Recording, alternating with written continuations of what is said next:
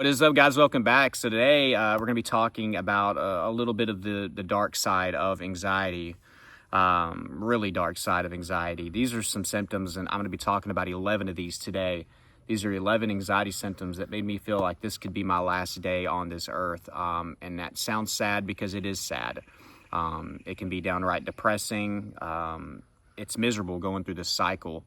And I went through this for years. But of the 5 years that I really struggled, which is my best guesstimation on when my anxiety was kind of nonstop ongoing, where I'd be diagnosed with an anxiety disorder, I think the first 2.5 years were the roughest. Whenever I was in the thick of my panic attacks, I had really bad heart anxiety, and I feared sudden death. I feared medical emergencies all the time. So obviously I was going to think that many days were going to be my last days here. So as sad as it sounds, that's what I went through, but a lot of you guys are going through it. The idea behind this video is to relate with you guys so you feel less alone. The question of the day, guys, I want you to go down below in the comment section and let us know the list of symptoms that you either dealt with or deal with now that can sometimes make you doubt that you're going to make it to tomorrow. Okay, again, you could make somebody else feel less alone with your comments, so do that today. If your symptoms are not on this list, I'm sorry. I'm just speaking from personal experience. I definitely had hundreds, if not thousands, of symptoms and sensations throughout my 5 years. I just wanted to highlight the ones that made me feel like it was life and death, you know, in either this instant or today. So the first one, guys, you probably can guess what this one's going to be. Chest pain, okay? Chest pains, because I had many different types of chest pain. I could spend an hour on this one. But for the sake of this video, I will try to shorten it up a little bit. As far as chest pain, guys, it made me feel like I was having a heart attack. And it really didn't matter the severity of the chest pain, because even if it was minor, I was like, well, this still could be a heart attack coming on. Obviously, when the pain was really bad, or more like the crushing variety of pain, that really scared me, and a lot of times that would send me off either to the ER or to the ER parking lot, where I would just hang out. This would obviously send me into panic mode. And you know, I would have chest pain every single day, and in between having like some spikes, obviously, I would just have this constant dull ache that was always there. So guys, this is probably the most miserable symptom for me, was just having this constant chest pain. And I just had a really hard time accepting that A, anxiety could make my chest hurt this bad, and B, it could make my chest hurt chronically. And then I can go to the doctor or the ER or to get a test done, and then them say, Trey, there's nothing wrong. You're young, you're healthy, there's nothing wrong with your blood work, with your EKG, your testings, any of that stuff. Everything's good. You need to let go of this. This is anxiety, dude. You're in here a lot, you know. But I would have chest pain that would be up top. I would have it on the left side. I would have it on the right side. It would move. It could move around, and then sometimes it'd be in the same spot for days or weeks. So it just depended, you know. Obviously, it would happen in the center sometimes, or in the sternum area. I would have it a little bit on the lower side of my chest. And, you know, tons of things can cause this.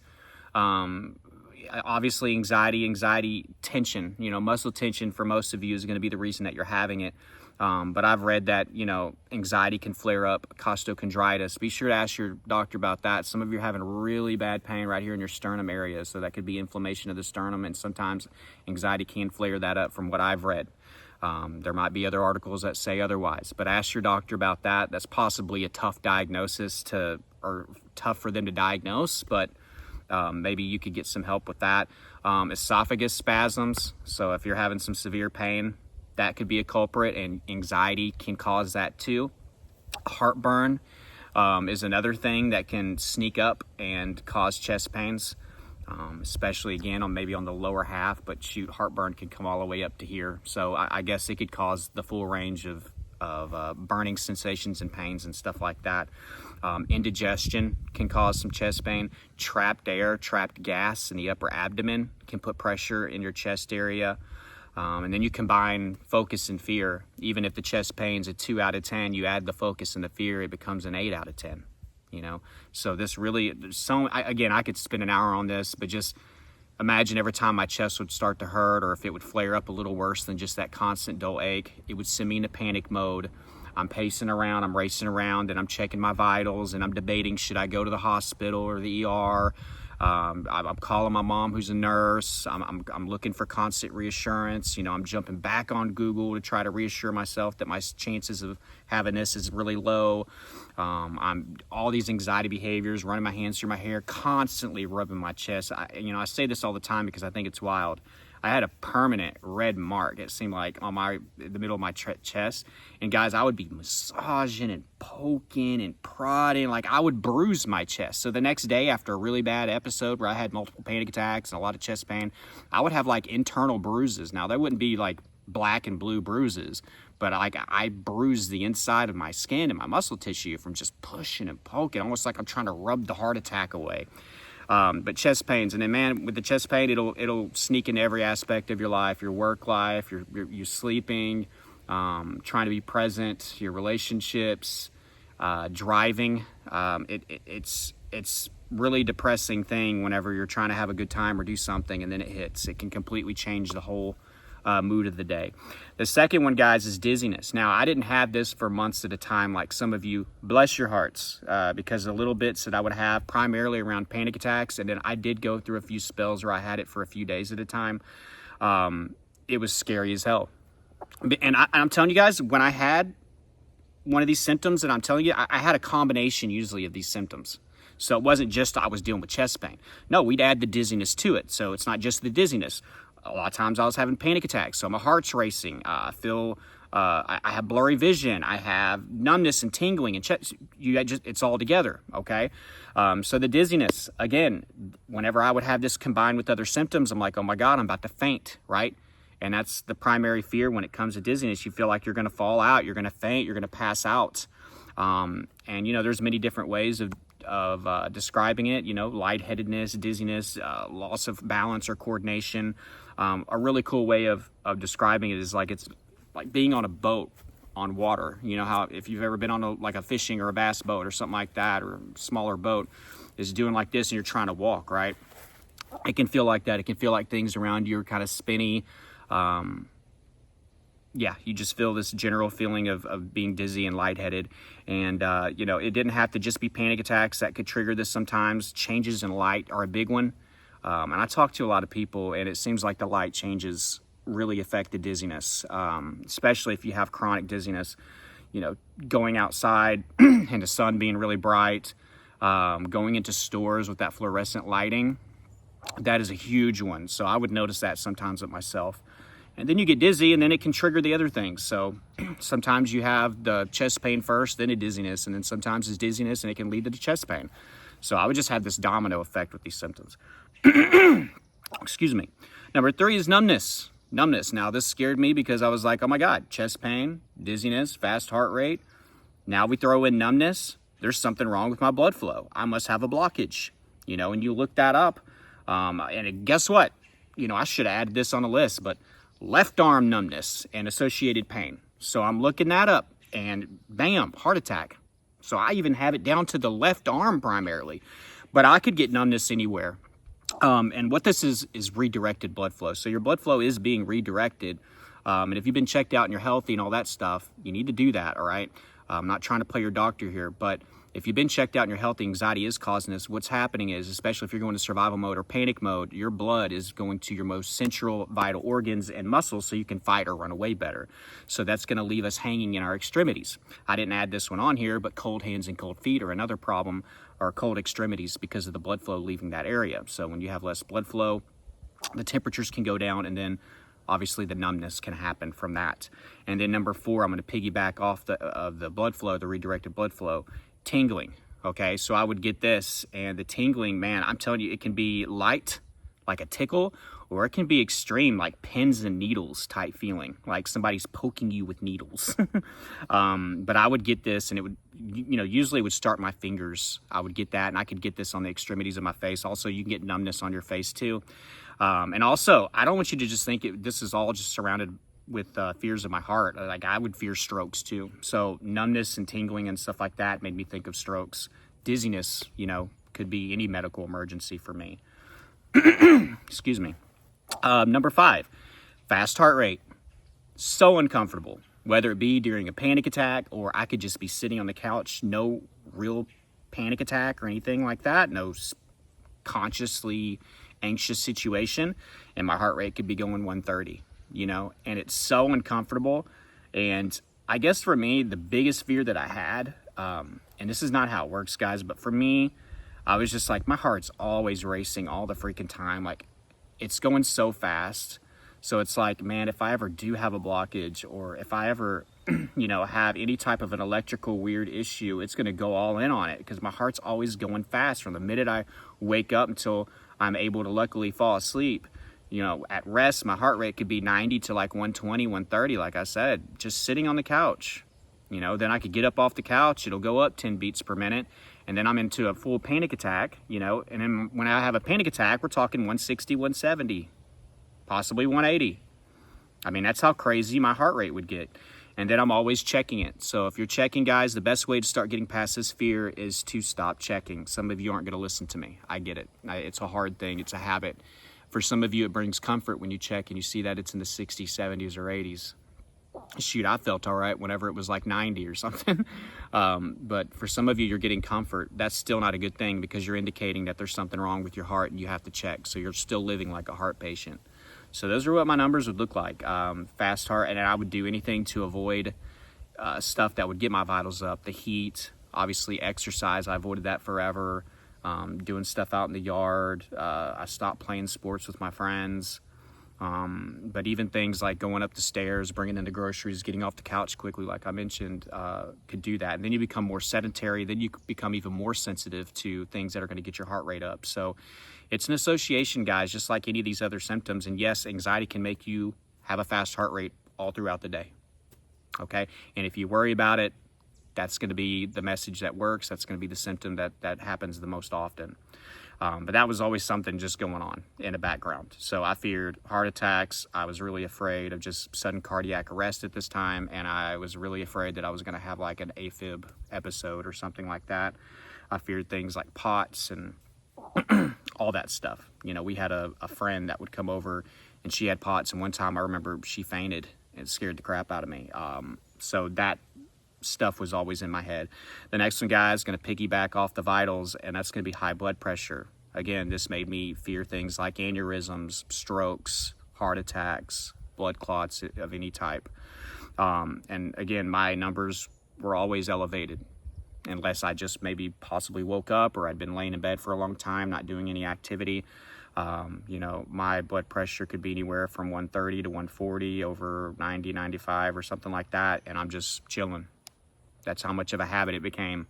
Not to mention, I was just in constant survival mode. Even if I wasn't panicking, you could think of it as like revving an engine. So my numbers would stay elevated. So that was concerning. I'm like, I'm not even anxious. This means I got to have some horrible problem with my heart, or blood pressure problem, hypertension. And then, you know, if I had a panic attack, I could get 160, 170 easily, over 100. So those are my numbers for that. And guess what? If you want to start getting past this, unless a doctor's indicated you to do it or instructed you to do it, stop checking. Once you stop checking and you don't know, it does make things better. Again, some of you are getting triggered when you check, like me. And then some of you, again, like with the heart thing, you're getting comfort when you check and it's like, oh, 115 over 70, cool. Okay, you're still living like a heart patient. You're still sending mixed signals to your subconscious. You're still making it about your blood pressure, that there might be something wrong with your heart. You got to get away from checking, okay? So just trust me on that. If you have a blood pressure machine, or if you got an Apple Watch for the heart rate, give it to somebody. You don't need it. A heart patient needs it, okay? So unless you've been told to do that, get away from that. Number 7 is one that very rarely happened to me. It probably happened just a couple times, and that's brain zaps. The first one that I had. The second one, it was still really, really scary, but I'd felt it before, so... And I knew that I wasn't necessarily going to die. Still was scary, though. But the first one, oh, my God. It was just like this buzzy, shocky, spasmy feeling in my head. I didn't really feel any pain with it, so it wasn't painful. But it was like this vibration, spasm, electrical shock type feeling. And it didn't last long. And most of these don't last long for people. I mean, people can definitely have them way more often than I did. I've read that a lot of people coming off of medications and things like that can go through a period where they have brain zaps. So that's something to think about if you're doing that, or if you've experienced them. Maybe you're coming off of certain medications. But the first time this happened, I was actually at my ex-girlfriend's apartment. We were getting ready, and I'd already had a morning that was just filled with panic, and I was probably up all night the night before, and we had to be somewhere on time. And of course, if we had to be somewhere on time, there's pressure to get ready and all that stuff. For somebody with anxiety, that just adds to the stress. So I was in there brushing my teeth, and out of nowhere, I felt that feeling in my head. I just remember going to my knees, and I remember I was like, oh, and I told my girlfriend at the time, I was like, call 911. And then as fast as it happened, it was over. Probably lasted like 3-4 seconds or something like that. Can't remember exactly how long, but I knew it was just a matter of seconds. And then she was getting her phone. She's like, Trey, because at this point she had seen me go through all this crap, and I never die. So she wasn't dialing 911 or anything like that. But I, just in case, I was like, never mind. No, I'm good. And I was just like, I don't know what that was. And then the rest of the day was just horrible after that. I spiraled. I had a lot of other issues the rest of the day, but I was scared that was like a aneurysm or a stroke or something. I don't know. It was weird. So if you're dealing with that one, it's a very scary one. Number 8, guys, is headaches. Now, this is another one. I didn't have it for months at a time. I could go through my stretches for a few days. If I got fixated and worried on it, I could have headaches for a few days in a row. And then I would definitely have sporadic headaches, I'll have like a headache once a week or something like that. And again, tension headaches for most of you is going to be the primary thing going on. It feels like there's a tight band wrapped around your head. Tension can feel like that on the sides, but it can just feel like your whole head, just everything. It just feels tight.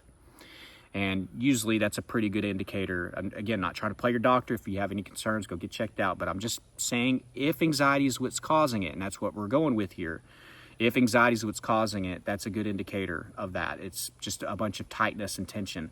But man, I'm telling you, like if you have a history of migraines, it can irritate that. Anxiety can exaggerate whatever problem you already have, okay? So that's something to think about. If you have a history of migraines, and there's a chance you're going to have more of them, or they're going to be worse. My mom used to have really bad migraines. She had to stay in her room, turn the lights off, and she just lay in bed all day. She couldn't even function. So if you deal with that, I'm so sorry. I never dealt with headaches on that level, even whenever I had bad anxiety. But I would have these tightness headaches, tension headaches. And then, of course, I'm thinking like, oh, my God, am I having a stroke, a brain bleed, an aneurysm? And don't get me wrong, I worried about all these other things like cancer. And so I'm just trying to focus in on the things that I felt like were going to end me today. Because brain cancer runs in my family. And, there's a decent chance that I get that one day. And that's how my life ends if I get to live to be an older age and die naturally. So that was always in the back of my head, thinking about brain tumors and stuff like that. But as far as like the sudden death and everything like that, I was thinking more of like a brain bleed or something like that was causing the pain in my head. But ice pick headaches for some of you guys. I would sometimes have some shooting pains and things like that. So definitely can cause that, and that can be scary. And if you see me looking down, I'm looking at my list, by the way. Number 9, shortness of breath. Should have probably put this up higher. There isn't anything scarier, maybe other than dizziness and chest pain, than feeling like you can't catch your breath. And then you become breath conscious, and then the rest of the day, even if you're not having a panic attack, you just feel like you just can't get that satisfying breath, man. I know how frustrating that is. So if you're dealing with that, you're not alone. And you could feel like that all day. And once you get fixated on your breath, you're like mechanically, manually breathing. It doesn't feel natural. In that situation, as hard as it may be, if you're struggling with that, the best thing to do, like I would ask you to do for a lot of these symptoms, is let go of control. Stop trying to control your breathing. Let your breathing just do what it's going to do. Even if you're having, panic sometimes, okay? Just let your breathing do what it's going to do. I know for some people, breath work and stuff works. So, if that is working for you, that's great. If it's doing you some good. But if you feel like breath work just doesn't help you and you weren't patient enough with it, try letting go of control and stop trying to manually breathe. Just let things flow through you. Let the symptoms be energy. Let it come in. Let it go out, okay? This helped me with a lot of symptoms. Shortness of breath was one of those. Stop trying to control every aspect of your anxiety. Let things flow. But shortness of breath, definitely was getting that during panic attacks. So, it could get to the point where I was pretty much hyperventilating and everything like that. And again, it like a lot of these symptoms, it's like an illusion that something horrible is going to happen. Really what's happening is it's just rapid, shallow breathing. You're getting enough oxygen. If you were to ever get your oxygen checked during this period of time, you're getting enough oxygen to obviously to survive.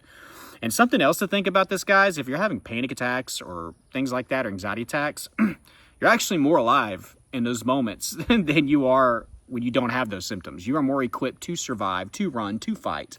Blood flow is being pumped around efficiently. You're getting it to your most vital organs and muscles for survival.